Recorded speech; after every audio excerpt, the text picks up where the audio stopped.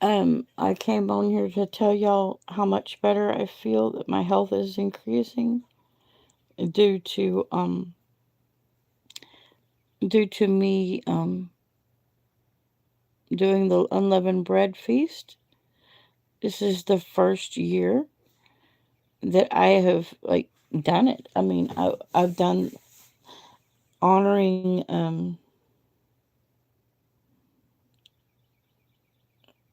honoring or just totally not eating bread and just eating whatever else I wanted.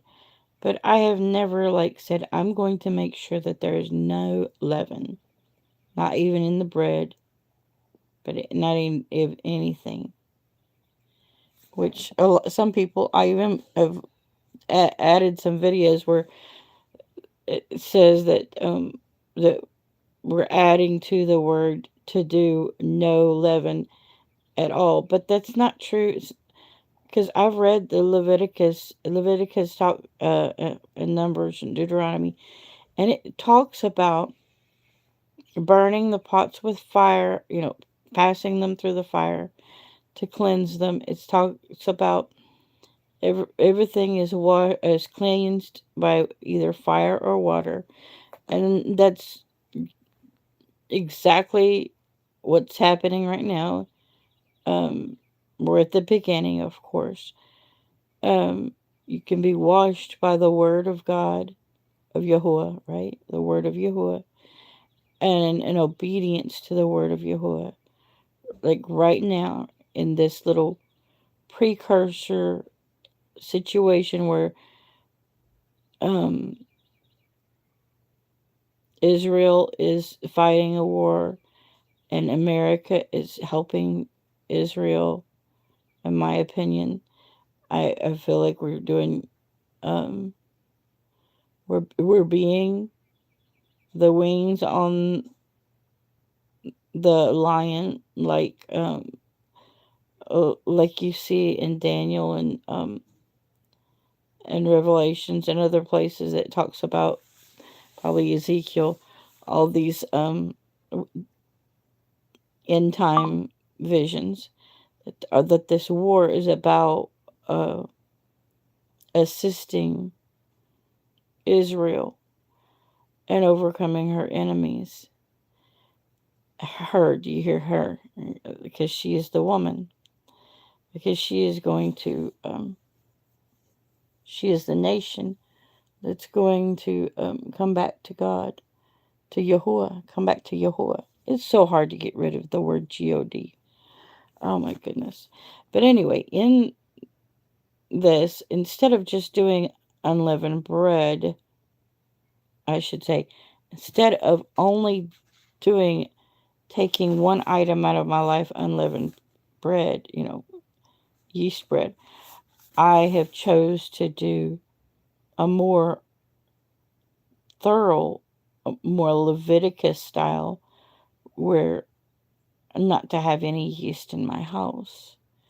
Well, if I don't have any yeast in my house for the whole 7 days, then that means that I'm not going to get any leaven from anything, not just bread.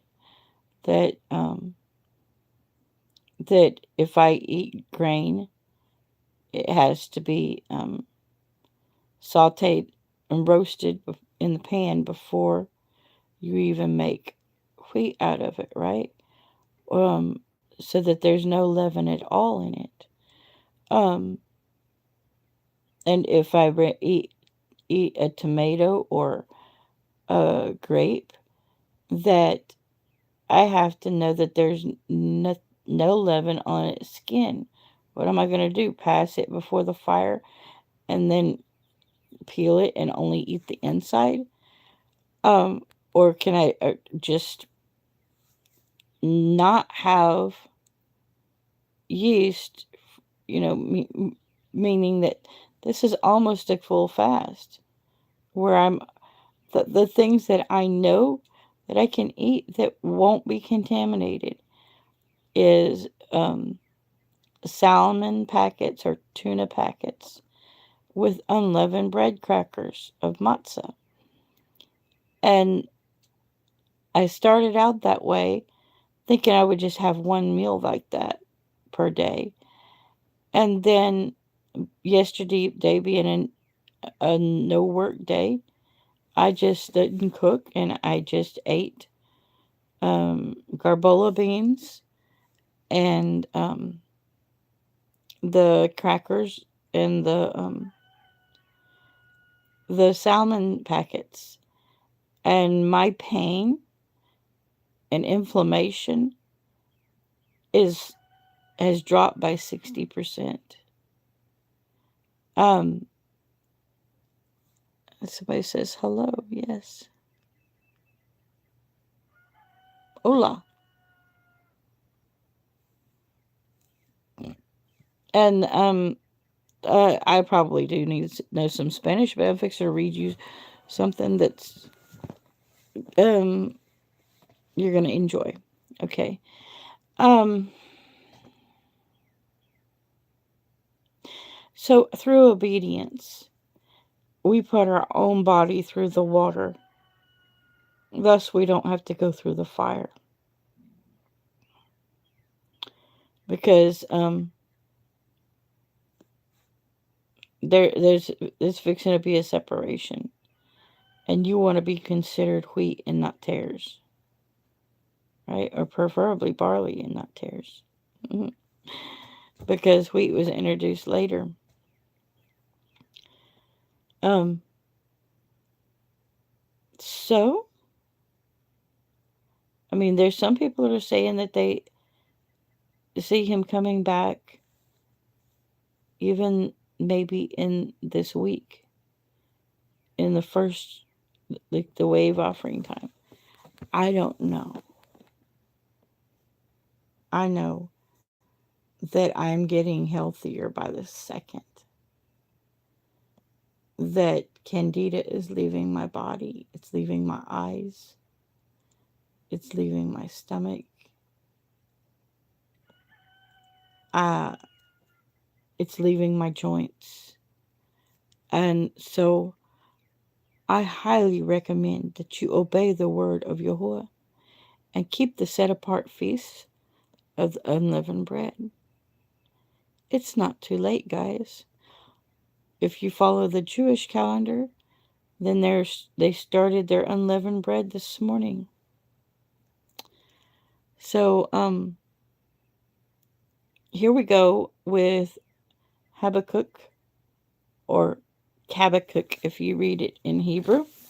You just change that H to a B. The harbinger.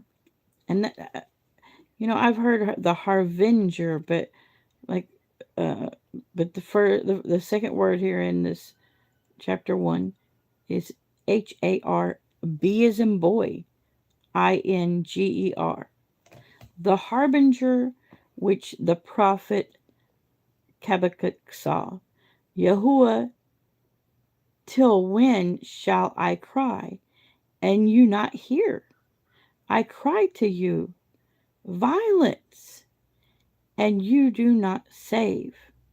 Why do you show me wickedness and cause me to see perversity?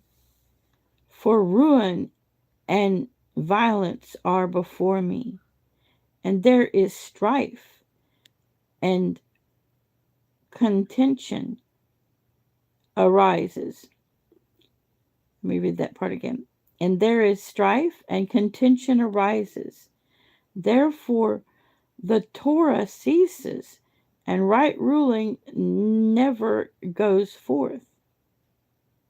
For the wrong him, HEM, in the righteous. So, let me finish reading that sentence. So that right rulings comes out twisted. Okay, so this is what's happening in America that's been totally twisted. The the coming holiday is the first fruits, the wave offering.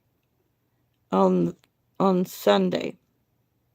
And not Saturday, but on Sunday. And instead, they're running around chasing eggs and bunnies in their baskets, worshiping the spirit of a star. Hello, Sophia. And so that just, I mean, you know, the Torah has not ceased, okay? Right rulings have not ceased. But in America, they're pretending like they make their own rules. So this word right here, the wrong him, in their in the righteous. So they've hemmed up the edges of their garment to do what they want to do. It reminds me of when my mother told me she was a schoolgirl and, you know, a Pentecostal. And on the way to school every day, she had a hemming kit and she would sew her skirt up and fold it under 4 inches every day and hem it up on the inside with a little blind stitch so that she wouldn't look like a Pentecostal with her skirt down to her ankles. And looking like the world. And then coming home, she would gingerly pull out the stitches and let her dress fall to where it was supposed to be. And I'm going, oh my God, my mom. Oh my God, my mom. Oh, I never did that. I loved, well, she protected me from a lot of persecution. But I love my God. I love my Yahuwah so much. And back then I called him Jesus. Um, my Yahusha so much that I didn't care what other people thought. But it's not everybody that feels that way. So America has changed into has folded. America has folded her hem of in the righteous, right? For the wrong hem of her skirt, right? She has the wrong hem of her skirt. Moving on. Verse 5. Look among the nations and see, and be amazed. Be amazed, for a work is being wrought in your yomim, in your days, which you would not believe if you were told. See, I am raising up the Chaldeans, a bitter and hasty nation, who is going through the breadth of the Eretz to possess dwelling places that are not theirs. Now you know who that is, right? So the Brotherhood, the Muslims, the Islam are doing that. They're buying up land that is not theirs, trying to go to nations that are not theirs, right?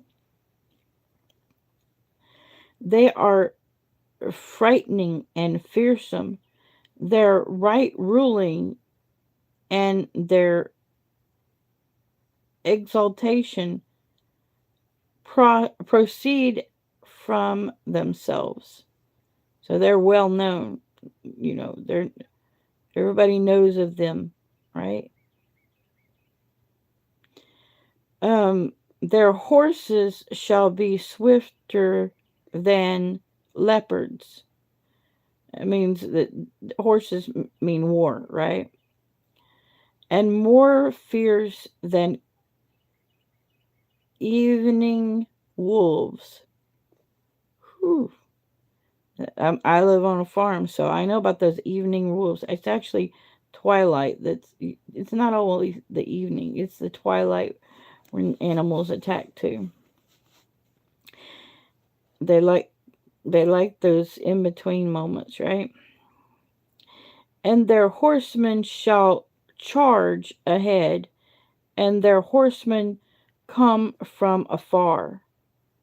They fly as the eagle. So their horsemen, they're talking about their battlement, and then they say they fly also, right? They fly as the eagle rushing to eat. All of them come for violence. So they're trying to eat up the land, right? That all of them come for violence. The direction of their faces is like the east wind, and they gather captives like sand, and they scoff at sovereigns and princes, and are a laughing matter to them. They laugh at every stronghold, for they pile up arets and seize it. So they make a siege. They dig a trench, and they seize whatever land they come after. And they laugh in the face of armies. They do. Because they get in a different way. They get in trying to say that they are holy, when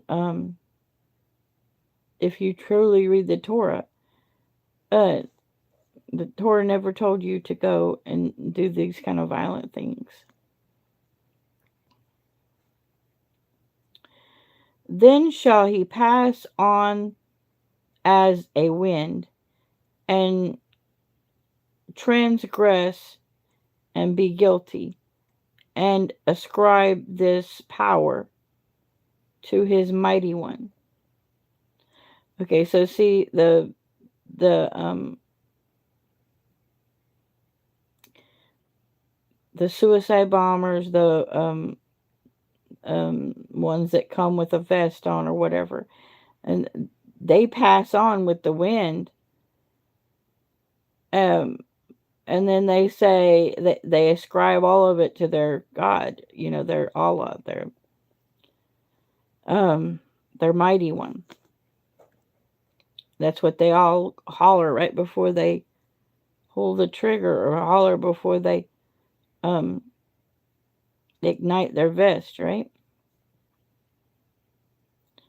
Verse 12. Did you know that all that was in the Bible? in the BYNV. That's the book for me. Okay, verse 12. Are you not from everlasting Yahuwah,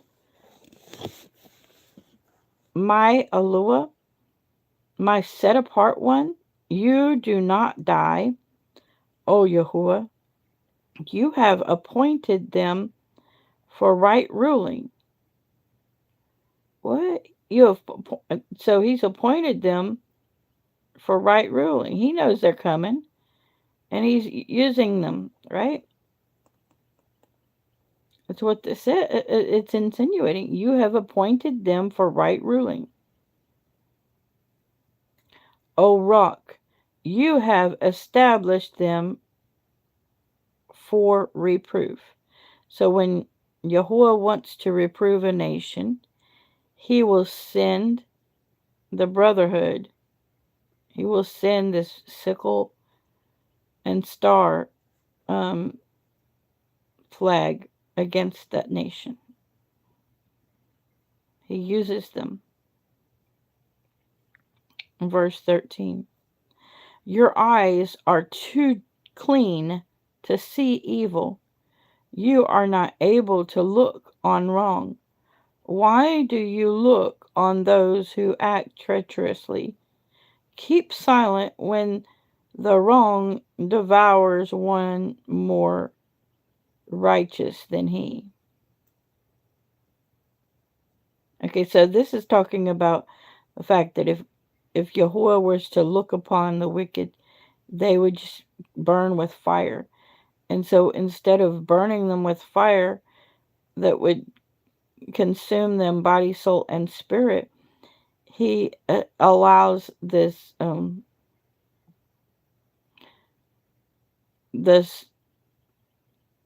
no king crap and Palestine crap to come to refrain his church, his bride, his assembly, because he'd rather not.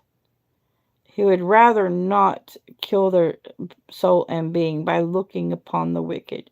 So that I'm going to read that part again. So there, he can't look on those. So he sins like the Chaldeans, or in this case, the Brotherhood. Right? It says your eyes are too clean to see evil. You are not able to look on wrong. So if you just hopped in, it talks about in the verse before, in verse 12, that you have established them for reproof. He uses the brotherhood to um, uh, reprove a nation. Okay, and then here, this is like an observer that says this in verse 13. Your eyes are too clean to see evil. You are not able to look on wrong. Why do you look on those who act treacherously? Keep silent when the wrong devours one more righteous than he.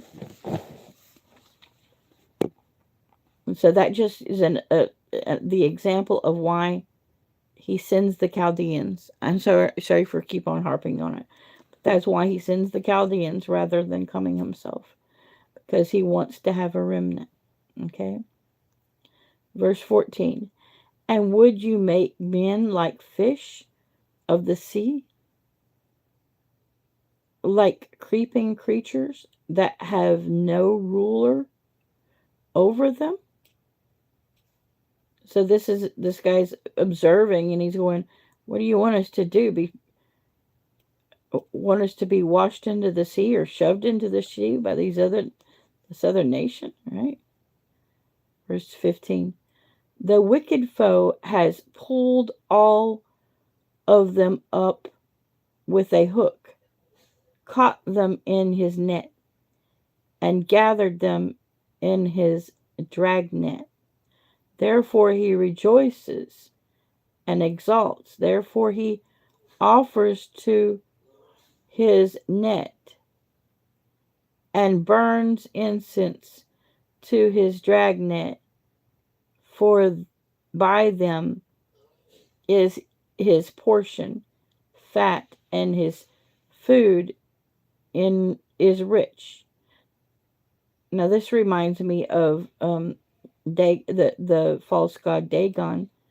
The Nineveh would worship their nets and their dragnets and their and even they had a statue of a fish that they would worship.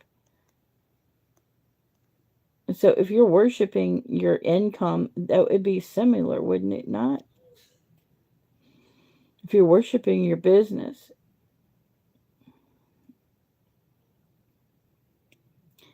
Verse 17. Is he therefore to keep on emptying his net and slaying nations without sparing? So is the brotherhood just going to continue to eat up everything? Well, the righteous nation will stand, right? The righteous nation will stand. So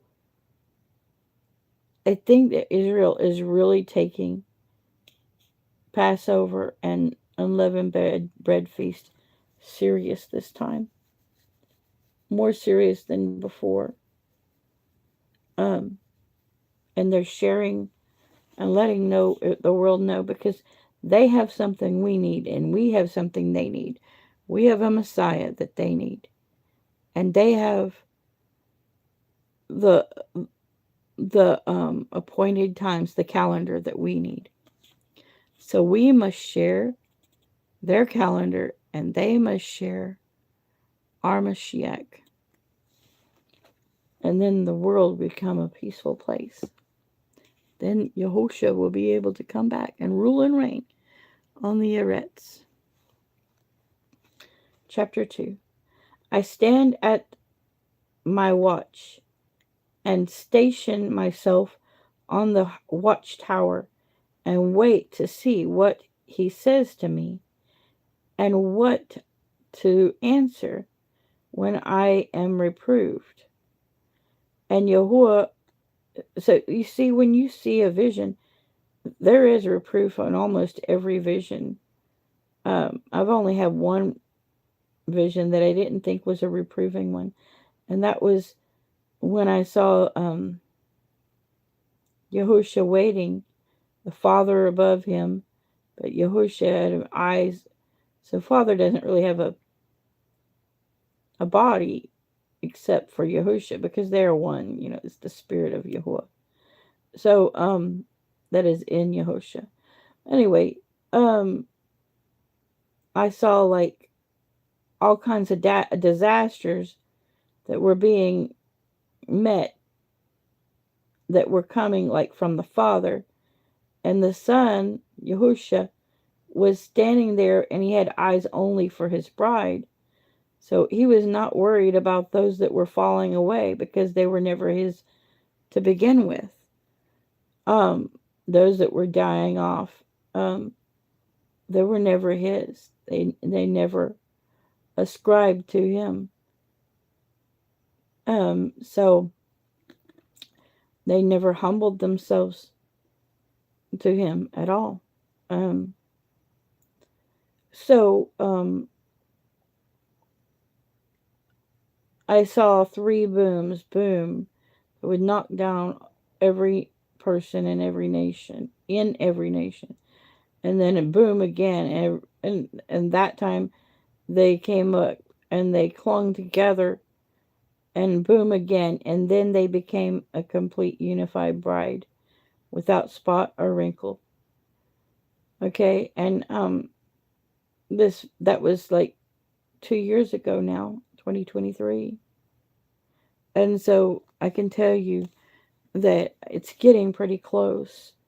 These boom, boom, booms that are refining us, being reproved by, of course, right now, Iran being reproved because they have a bad, that would, have a bad rulership, right?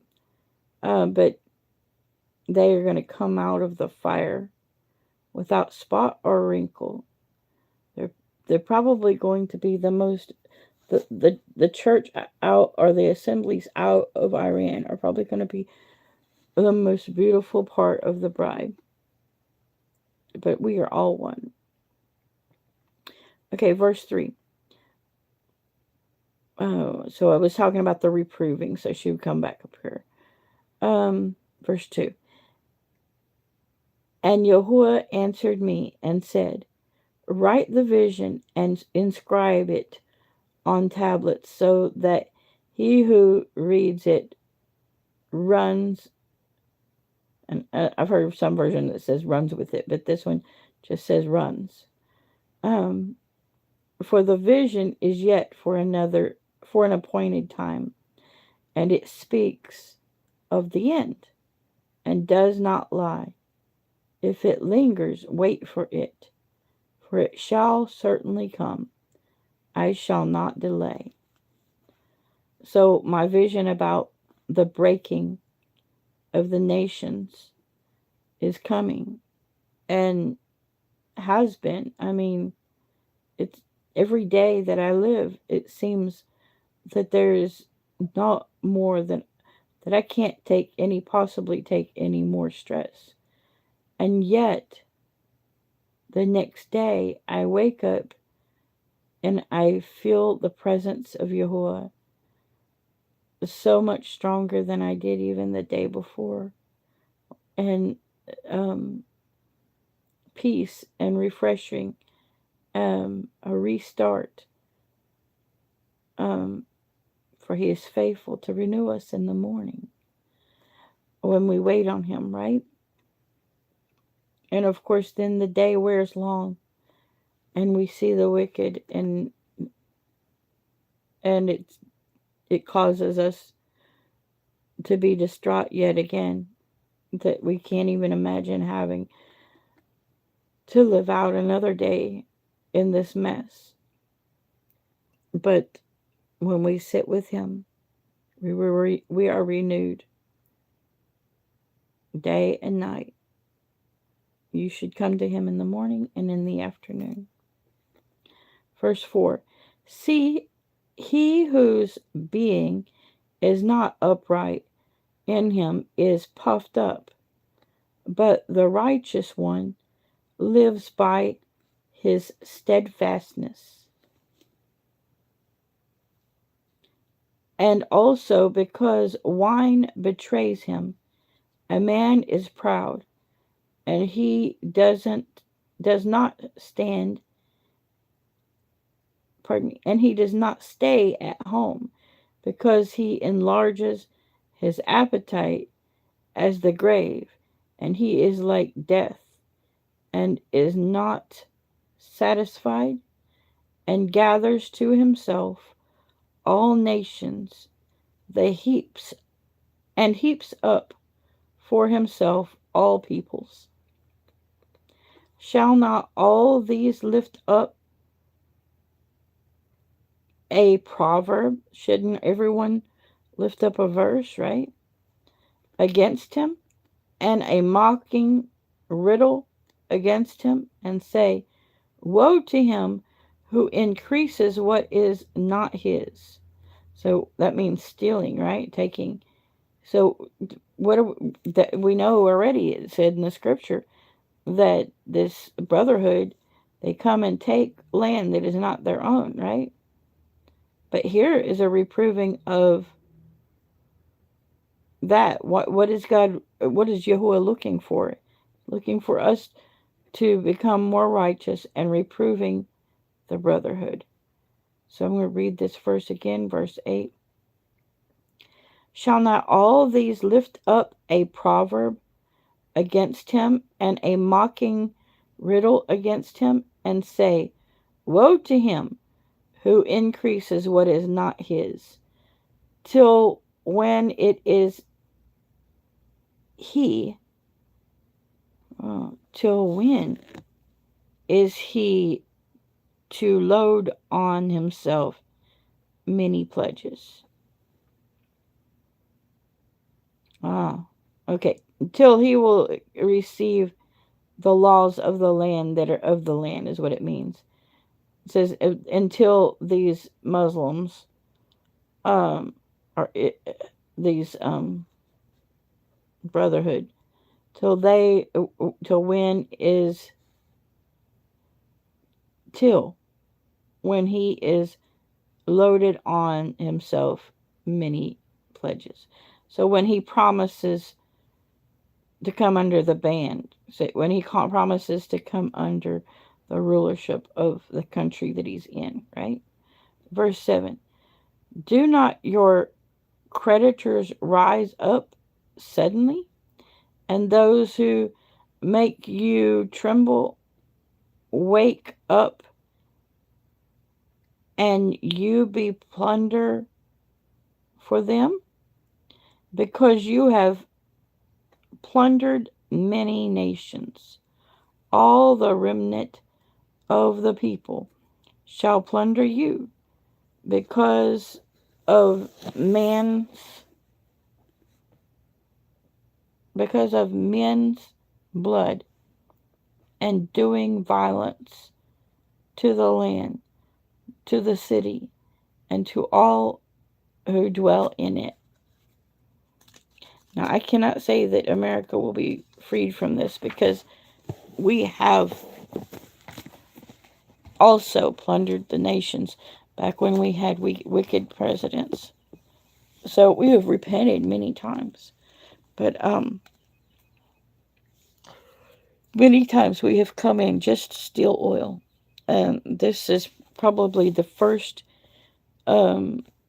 Eastern war, or battle, or skirmish, whatever you want to call it, where we have come in for true true care for ourselves and for other nations, and have not lit we have not taken the oil or just or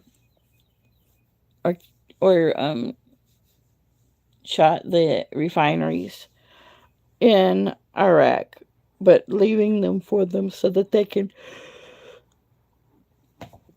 rebuild and come back and be a great nation under Yahuwah, if they will come under Yahuwah, which most of their citizens have. Um, that there's just a bad regime that that has to be brought down. And I know they said they took them down, but there was obviously another family member that has popped back up in their place, or this war would already be over. Okay, verse 9. Woe to him who is getting evil gain for his house, in order to set his nest on high, to escape the power of evil. So if you got making malicious money, right? Or you're harming others, taking money that from people, like I think air conditioner salesmen are some of the worst. They $10,000 just to put in a unit. Oh my goodness. Even just a half a unit.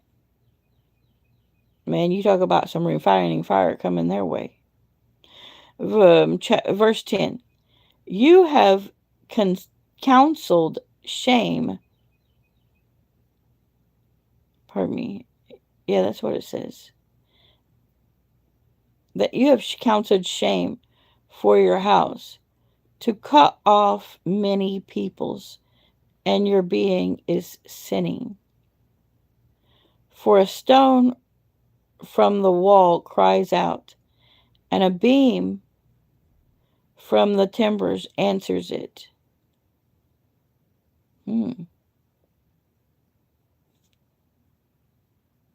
That makes me think of tinkling cymbals, right?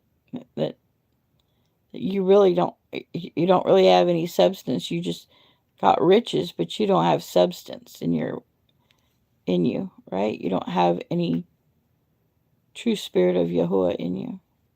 You're not sound. Verse 12. Woe to him who builds a town by blood and establishes a city by unrighteousness. See, it is not from Yahuwah Sabaoth that peoples labor only for fire. Just to have fire. Do you hear that? That people would work and labor only to have a warmth in their homes. And that's what's going on in Russia and Ukraine right now.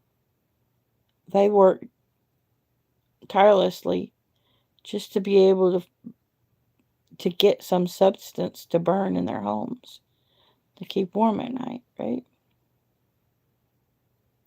It's verse 13 again. See, it is not from Yahuwah Sabaoth that peoples labor only for fire, and nations weary themselves for oblivion. Because you burn it up, right? You burn it up the same day just to keep your body warm, right? For the Eretz shall be filled with knowledge of the esteem of Yahuwah, as the Mayim cover the sea. So in other words, this is not his plan. And his plan is to fill the whole earth with the knowledge and the glory of Yahuwah. And that it would cover the whole earth. Just like the flood covered the whole earth. Verse 15. Woe to him who gives drink to his neighbor, pouring out your wineskin and also making him drunk, in order to look on their nakedness. Hmm, interesting. I, I've been to parties before, and I didn't drink at them. Um, I was pregnant anyway, so it would be a bad thing. But there was a neighborhood party, and I went to the car because the Spirit of Yahuwah was speaking to me, and I realized that I told this one guy he had cornered me off and was talking to me, and I said, let's go back over to where my husband and your wife is, and he goes, oh, my wife doesn't mind, and I realized we were in a swinging group, okay, and uh, that even though they taught God and they had Bible studies, and there's a it can be bad for small groups, right? Especially those that are a little more, what do you call it? I don't like the word charismatic, because I think of charismatic as being on fire for Yahuwah, but being more loose and not righteous, thinking that we can enjoy life and get to heaven and drink a little. Um, and that verse, right, it sums it up there: getting your neighbor drunk in order to see their nakedness. Verse 16: you shall be filled with shame instead of glory, right? Drink, you too, and be exposed as uncircumcised. The cup of the right hand of Yahuwah shall come around to you, and great shame upon your esteem. So he's saying that Yahuwah is telling you to drink up because his wrath's coming. It's exposing the sin. It's exposing the sin. Um, I think the word cup needs to be careful with, because um, when Yahusha had the Last Supper, they passed the same cup, you know. But in Jerusalem right now, they're not passing one cup. I mean, I may be wrong about this, but they're pouring themselves 4 cups on Passover, and they're drinking each of them their whole cup, rather than pouring 1 cup and sharing it as a communion, passing the cup, like at the Last Supper with Yahusha. Um, much wine is bad. Much wine is not good. And it doesn't matter who tells you. I mean, I listened to Billy Graham talk about the 4 cups of wine, and that she had always thought it was bad, but now that she saw it in the verses, I'm going, if you're drinking a teaspoon of wine, a sip, just a sip for each of those, instead of 4, a sip of wine each 4 times, and calling that drinking from the 4 cups. That's one thing, but because just like the cup of what that God is, Yahuwah is speaking of right here, the cup of the right hand of Yahuwah, this is the wrath of God. This is the wrath of Yahuwah that everyone is drinking of right now. And great shame is coming on those, okay? Those who their their deeds are being shown up in this, okay? Verse 17: for the violence done to Lebanon is to overthrow you. Pardon me. For the violence done to Lebanon is to overwhelm you, and the raging of beasts by which you made them afraid, because of men's blood and the violence of the land, to the city and of all who dwell in it. Oh, what use shall a carved image be? For its maker has carved it, a molded image and teacher of falsehood. For the maker trusts that he was made to make dumb idols. You hear that? If you've become mute or dumb or a stutterer, it's because you have idols, okay? That's why it calls them a dumb idol. Woe to him who says to wood, arise, awake, and silence, awake to silent stone, arise to a teacher. See, it is overlaid with gold and silver, and there is no ruach, there's no spirit at all inside it. But Yahuwah is in his set apart hekel. Let all the erects be silent before him. So he wants us to wait upon him, to be silent before him, just as we were yesterday. To wait upon Yahuwah.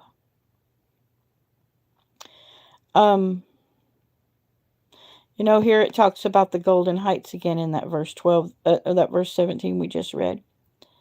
About Lebanon is to overwhelm you. So,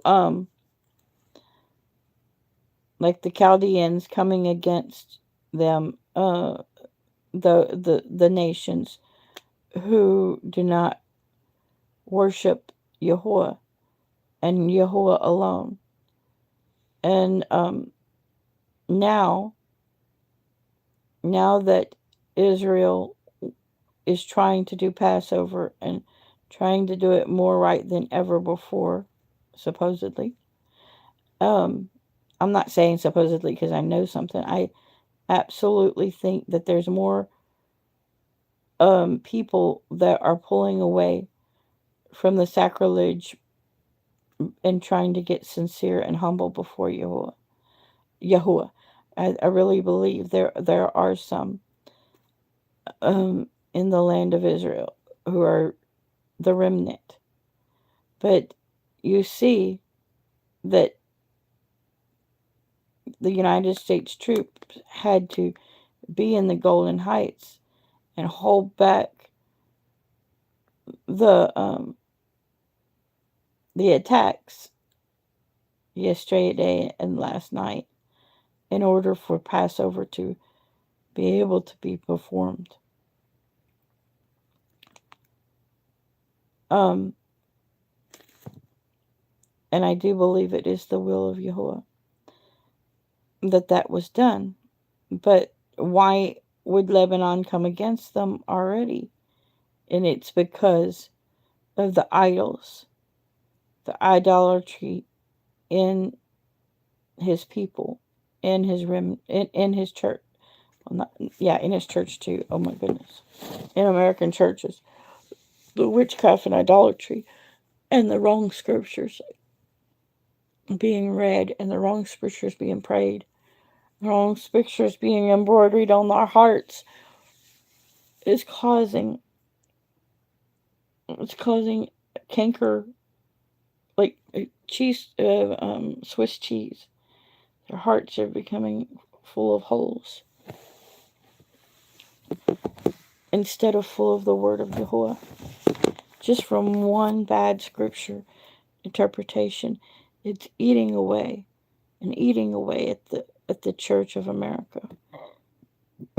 So if they would return to the Dead Sea Scrolls, return to the BYNV, the BYNV, for that's the book for me. Danny says good. Sophia says hi.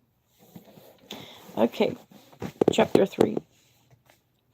A prayer to, pardon me, a prayer of Habakkuk the prophet on Shigion oath. Shigion oath.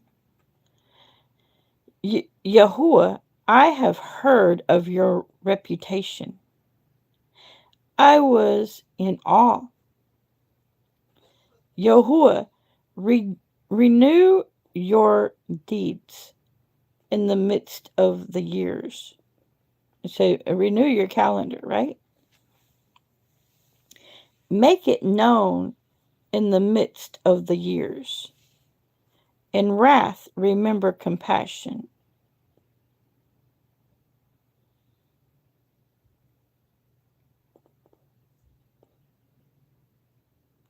And it says Allah again, because that's their common name for a foreign god.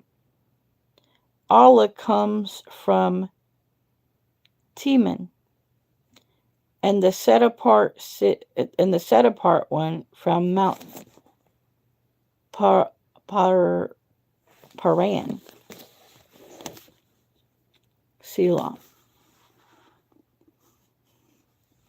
So I don't know. It says set apart one, which is Yahusha, the Messiah, comes from Mount Paran.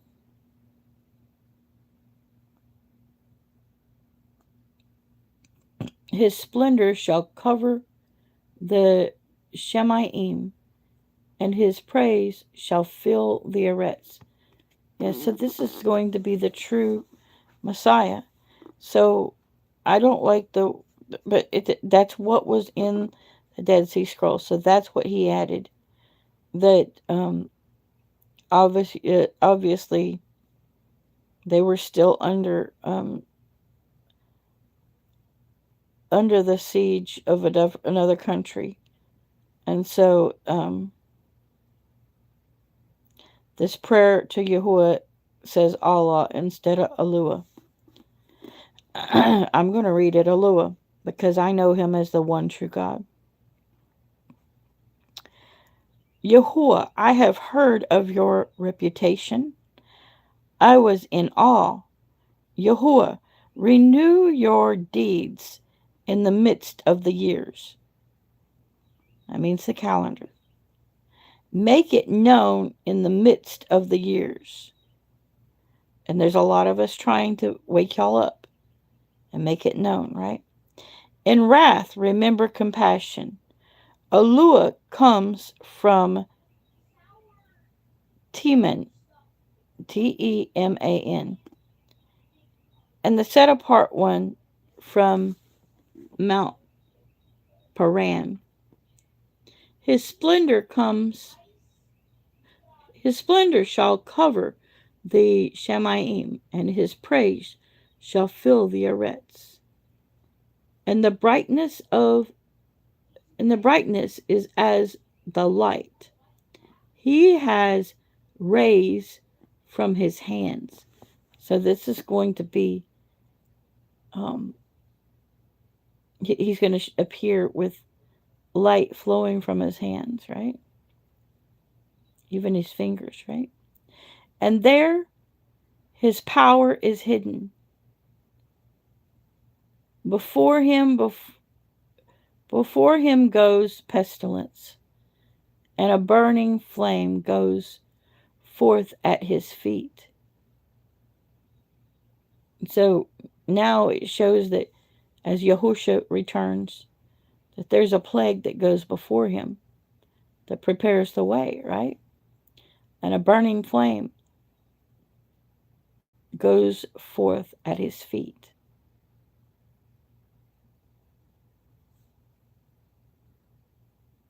So he's coming to the nations where there's violence coming against them to reprove them.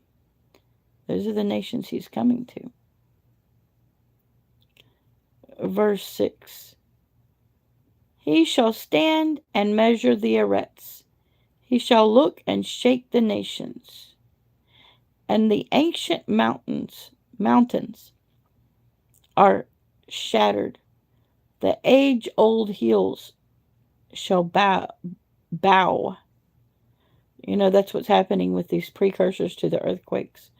The mountains and the hills are falling apart and turning into mudslides.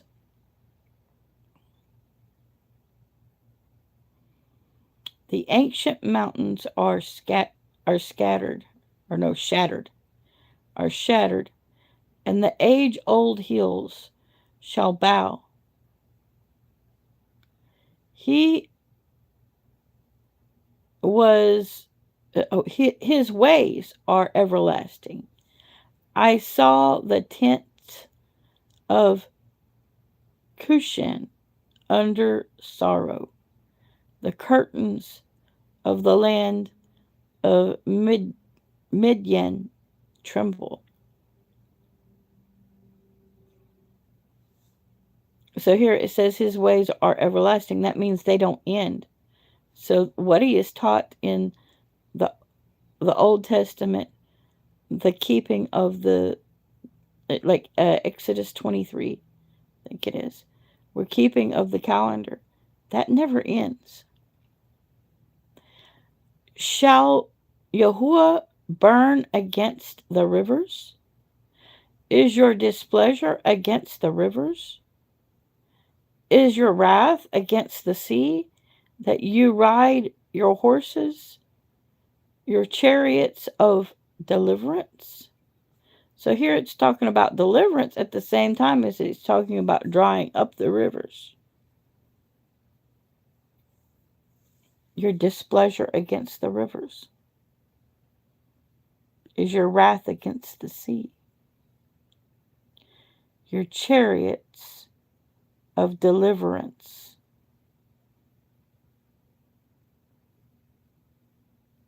So these chariots, that's why we all have to be in our prayer rooms right now. Because these chariots of fire that came against Hollywood and have come against many of other places where the houses, it's like electrical fire, fire that goes through the wires, because everything that's touching metal burns, and what doesn't touch metal doesn't burn. We've been seeing it for probably 5 years now.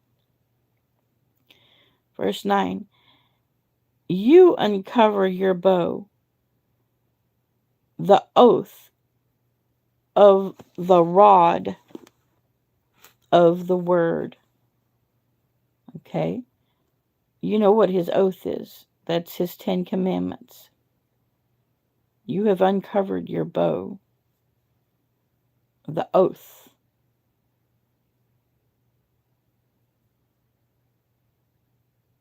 Of the rod of the word. So a rod is a measuring stick, right? To measure up with. He's showing his calendar and how you are to measure up with it. And of my 51 years of being churched, this is the first year that I've submitted myself to the unleavened bread feast of Yahuwah. So, if he's uncovering his bow, his oath of the rod of his word, right? You cut through the Eretz with rivers. The mountains shall see you, they tremble. So this tells you that there's going to be floods or rivers moving to a different place, because it's going to cut through the earth, and mountains shall tremble. There's going to be an earthquake, and it's going to be soon. This is not the rapture. This is the reproving, right? The only way you won't be reproved is if you are already lining up with the rod, the word of God, of Yahuwah, the set apart calendar of Yahuwah, and being obedient to it.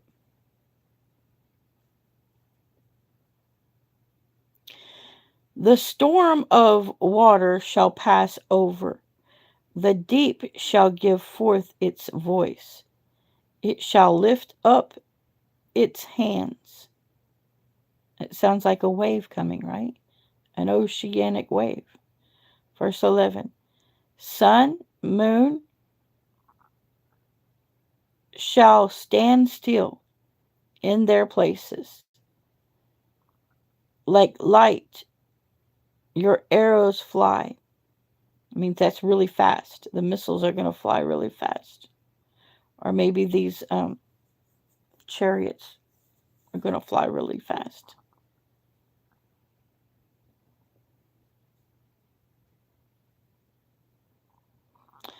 Like lightning is your glittering spear.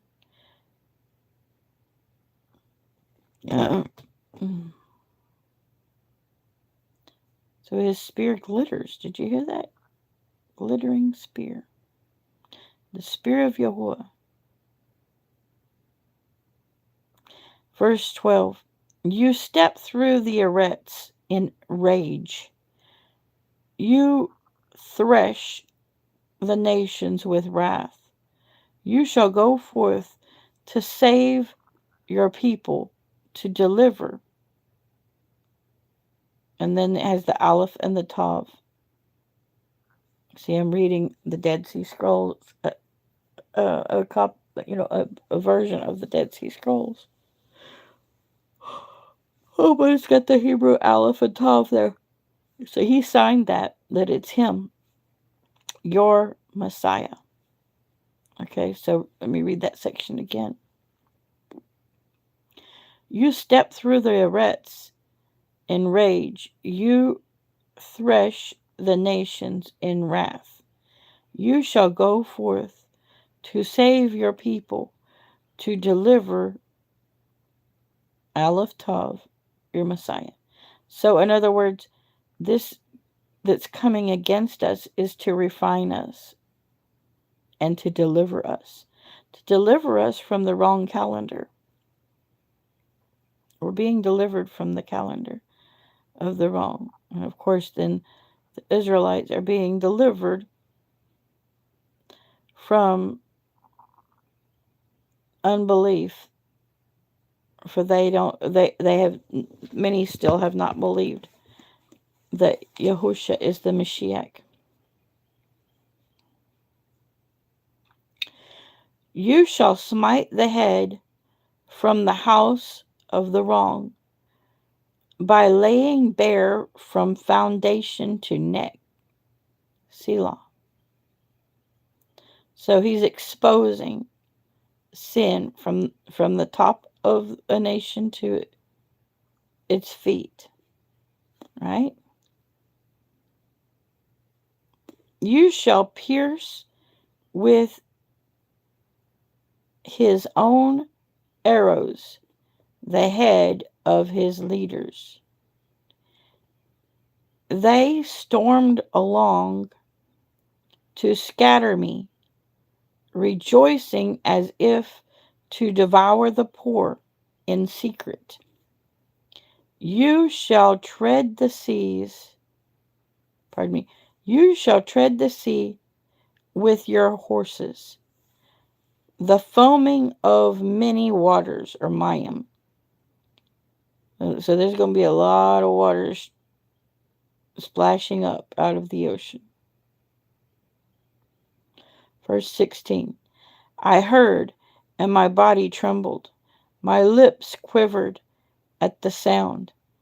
Rottenness came into my bones, and I trembled within myself, that I might rest for the yom of distress. to come upon the people who would attack us. So, yes, we all want to enter into his rest right now. We don't want to experience his wrath. We want to experience his rest, right? Verse 17. Though the fig tree does not blossom, and there is no fruit on the vine, the yield of the olive has failed, and the fields brought forth no food. The flock has been cut off from the fold, and there is no herd in the stalls. Yet I exult in Yahuwah. I rejoice in Eluah of my deliverance. So we worship him in spite of being reproved, right? Verse 19. Yahuwah, the master, is my strength, and he makes my feet like those of deer, and makes me walk on my high places. To the chief, and then it says this was to be sent to the chief singer, right? To sing this song for David, right? But it's not in the Psalms. It's not in this section of Psalms. It's Kabaquq or Habakkuk.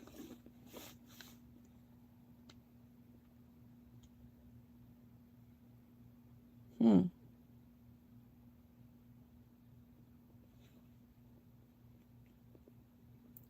Yep, that's why we wax more and more righteous as every day progresses of the pressure from this world. This world, the pressures of this world really are causing us to be reproved, and even the righteous are reproved so that and pruned so that they will bring forth more fruit. And that's what's happening to me. That I've finally come under to do the Feast of the Unleavened Bread. And I don't know why Christians want to do it off day. Like the local church here had a 21-day fast. But they did it during the time of Ramadan. They did not do it during the time of first fruits.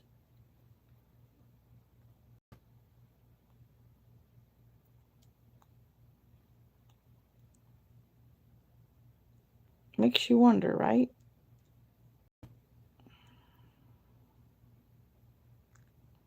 Makes you wonder what spirit is driving the American church. God bless you and keep you. Yahuwah bless you. I have got to get out of the practice of saying God. He wants his name to be known and shared. You wouldn't believe how many times it says Yahuwah, Yahuwah, Yahuwah, Yahuwah, Yahuwah, Yahuwah, Yahuwah, Yahuwah throughout the BYNV. That's the book for me. Stand upon the word of Yah, the BYNV. I'll probably keep my camera off during unleavened bread. Maybe I'll come back on, at least for the set apart days, because I will want to come on camera, but it's like, I feel so pressed, just like everybody else. Y'all are being pressed into for the first time, just knowing that this is the feast of unleavened bread, the feast of Yahuwah, and learning about it for the first time. And it's impossible to do it right. Probably the first 2 years, it's impossible to do it right. The third year is when you do it right. And this is my third year of just saying, okay, even if I have to not work for the whole 8 days, or actually 9, because you got to prepare Passover too, right? And